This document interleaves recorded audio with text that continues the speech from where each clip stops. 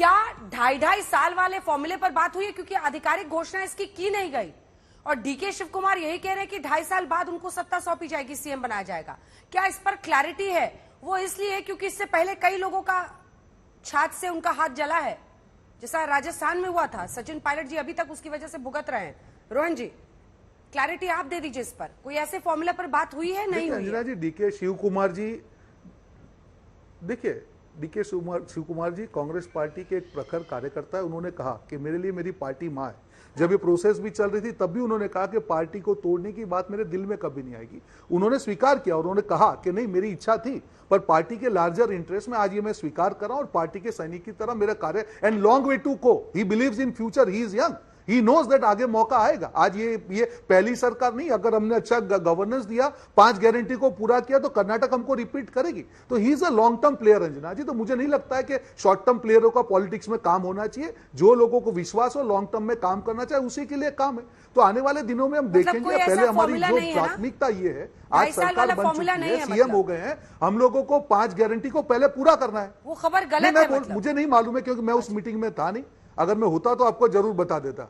अच्छा ठीक है, आप उस मीटिंग में नहीं थे। बाकी दोनों का क्या करेंगे सर? ये जो पाटिल साहब हैं और परमेश्वरा जी हैं, एक सेकंड सर, परमेश्वरा जी दलित कार्ड खेल रहे हैं। वो कह रहे हैं कि दलित आपको बहुत आहत हैं, मुझे डेप्यूटी सीएम ही बना देते, मैं सरकार चला सकता था।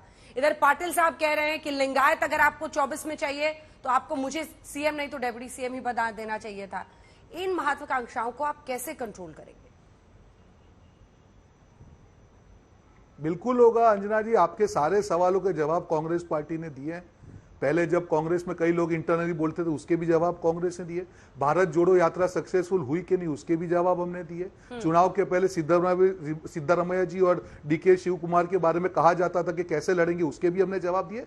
तो कांग्रेस पार्टी सक्षम है सबको सेटिस्फाई करने में, सबको अपना अधिकार देने में। आने वाले दिनों में देखेंगे सारे लीडर मिलकर जो हमारी 5 गारंटी हमको पूरा करना है, टीम कांग्रेस, टीम कर्नाटका बनकर हम जनता की अपेक्षा को पूर्ण करेंगे और फिर जनता के पास जाएंगे कि देखिए आपकी अपेक्षा हमने कर्नाटक में पूरी की, अब मध्य प्रदेश आ रहा है, राजस्थान आ रहा है, छत्तीसगढ़ आ रहा है। इन जुमलेबाजों को साइड में रखिए, कांग्रेस को देखिए और अपना आशीर्वाद दीजिए। सुधांशु जी जवाब दीजिए। आप अब्दुल्ला ना हुए जाएं उनकी शादी में। देखिए नहीं, हम कहां, हम तो राम झरोके बैठ के सबका मुजरा ले, हम कहां बेगानी शादी में दीवाने हो रहे हैं। आपने आज रोहन जी ने बोला कि वो कांग्रेस के आधिकारिक प्रवक्ता हैं, परंतु उन्हें मीटिंग के सूचना का अधिकार नहीं है। अब मेरा मानना है आपको भी उनसे ज्यादा प्रश्न नहीं करना चाहिए इस विषय के ऊपर, क्योंकि इनकी भी स्थिति ये होगी कि अगर इनके पास सूचना होगी भी तो ये यही सोच रहे होंगे कि राज की बात कह दूं तो जाने महफिल में फिर क्या हो, तो इशारों को अगर समझो राज को राज रहने दो। अब जो ये कह रहे थे संस्कार की बात नहीं क्यों इतनी पहले 2.5 साल, हम तो आपके संस्कार की बात कह रहे थे जो सत्ता के तुरंत बाद नजर आया। अब दूसरी बात आपने कहा कि हमारी हार हुई तो हम स्वीकार कर रहे हैं। मान्यवर अपने अपने टर्न पे बोलिए। रोहन जी अपने अपने टर्न पे बोलिए सर, अपने अपने टर्न पे। आपने कहा तो मैंने तो बोला कि हमारा वोट उतना ही है, हमें 5% बढ़ाना है। और मैं रोहन जी स्पष्ट कर दूं, कर्नाटक में हम 75 साल के सबसे मैक्सिमम परसेंटेज ऑफ वोट 2018 में पाए थे और हम उतना मेंटेन किए हुए हैं। आपकी और हमारी स्थिति में जमीन आसमान का अंतर है। आप गुजरात में अपना आधा परसेंटेज ऑफ वोट लूज कर गए थे। गुजरात में 32 कॉन्स्टिट्यूएंसी ऐसी थी जो 1947 से आज तक कभी नहीं हारे थे, उसमें से आप 17 हार गए।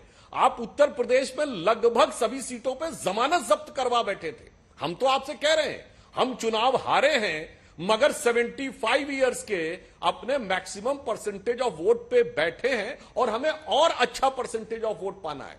यानी हम ये मान रहे हैं कि हमारा 90% नंबर था, दूसरा 95% पा गया तो हमें 95% पाना। आपकी स्थिति ये थी गुजरात में हमारा 90% था, 30% पे आ गए थे। इसलिए हम स्वीकार कर रहे हैं और वह कर रहे हैं। और आपने एक अंत में कह दूं, आपने लिंगायत समुदाय की बात कही, मैं पूछना चाहता हूं जब से राहुल गांधी जी का जन्म हुआ है कोई धराधाम पर एक सेकंड सर, मामला बढ़ रहा है। गवर्नर को दी सरकार बनाने की जानकारी। जो खबर आ रही है, डीके शिव कुमार ने राज्यपाल को भेजा था ईमेल सरकार बनाने को लेकर। ईमेल की कॉपी लेकर राज्यपाल से मिले हैं परमेश्वर, जो नेता हैं जिनके उप मुख्यमंत्री, जिनकी बात पहले भी हो रही थी, और कर्नाटक के राज्यपाल से मिलकर सरकार बनाने का दावा वहां किया गया है।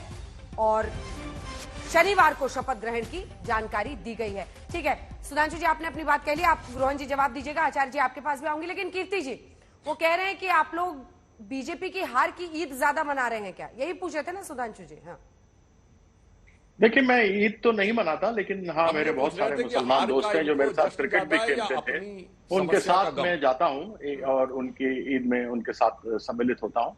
मैं अधिकतर तंत्र की साधना करता हूँ और शाम को अपना पूजा हर रोज करता हूँ। सबसे बड़ी बात यह है कि सुधांशु जी माने या ना माने, लेकिन दुनिया जानती है कि पीठ में अगर छुरा कोई भोंकना जानता है अच्छा से अच्छा, और मुंह में राम और बगल में छुरी कोई रखता है, तो वह सुधांशु जी की पार्टी भारतीय जनता पार्टी है। नीतीश कुमार को छुरा इन्होंने मारा, अकाली दल को छुरा इन्होंने मारा, उद्धव ठाकरे को छुरा, शिवसेना को छुरा इन्होंने मारा। यह एक पैरासाइट की तरह है, उसकी पीठ पर चलते रहते हैं। जब इनको मौका मिलता है कि हाँ मैं यहां पर तगड़ा हो गया, तो ये तुरंत उसको छुरा मार देते हैं। यह 3 महीने उदाहरण आपको सामने दिखाए। अभी ये कह रहे थे कि हाँ अब तो सारे इकट्ठे होंगे, रीजनल पार्टी के 5% वोट ले लिए, तो इसलिए सारी रीजनल पार्टियां घबराई भी हैं। आप हमारी घबराहट को छोड़ दीजिए, यदि कांग्रेस को 5% वोट रीजनल पार्टियों से भी ले लिए गए, तो आप जरा अपना बारे में सोचिए कि आपका क्या होगा। नतीजा होगा ठन ठन गोपाल, बहुत बुरे फंस गए हैं आप सब तरफ से। और ये सभी लोग अगर एकत्रित हो गए, जो कि आगे संभावनाएं लग रही हैं, फिर तो ये समझिए कि बोरिया बिस्तरा बांध के झोला ढोल के निकलना पड़ना जरूरी पड़ जाएगा, जैसा साहब कहते हैं।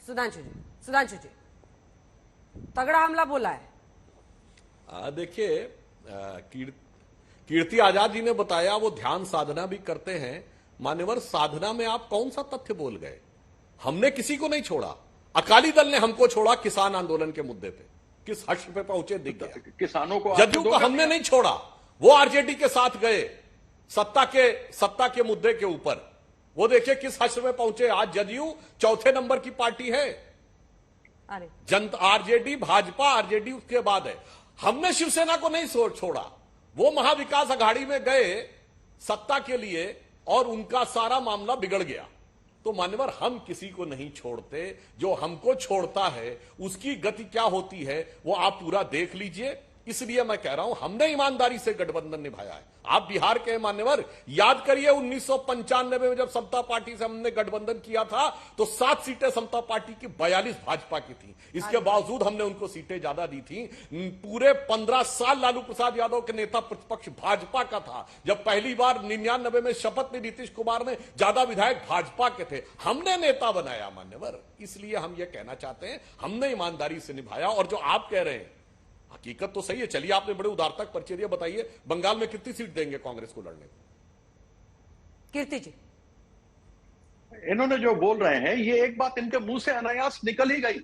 सच्चाई छुप नहीं सकती बनावट के असूलों से, कि खुशबू आ नहीं सकती कागज के फूलों से। इन्होंने बोल दिया कि हमें अकाली दल ने छोड़ा किसानों के लिए। आज तक एमएसपी की टीम की जो गठन हुई थी उसके ऊपर आज तक कुछ नहीं हुआ, एक मीटिंग नहीं हुई, किसी को मालूम नहीं। जो बवाल हुआ 700 किसान मर गए, तो ये मान ही गए अंततः। इन्होंने बात की थी शिवसेना के साथ, शिवसेना से कहा था कि मुख्यमंत्री अगले चुनाव में आपका होगा, और उसके बाद वहां से पीछे भाग गए। जब यह डबल इंजन की सरकार बिहार में बोलते थे, तो केवल और केवल रोज इनके मंत्री और दूसरे लोग नीतीश कुमार के ऊपर आरोप लगाए जाते थे कि जितनी भी कानून व्यवस्था नहीं है, यहाँ पर भुखमरी है, यहाँ पर ये है, यहाँ वो है। यह इस प्रकार के आरोप लगाते थे। यह इनका तरीका है। अब गठबंधन में रहते हुए अपने जो साथी होते हैं उनको किस प्रकार से पीठ में चूरा भोंका हो जाए, जो मैंने आपको ये बात बताई है।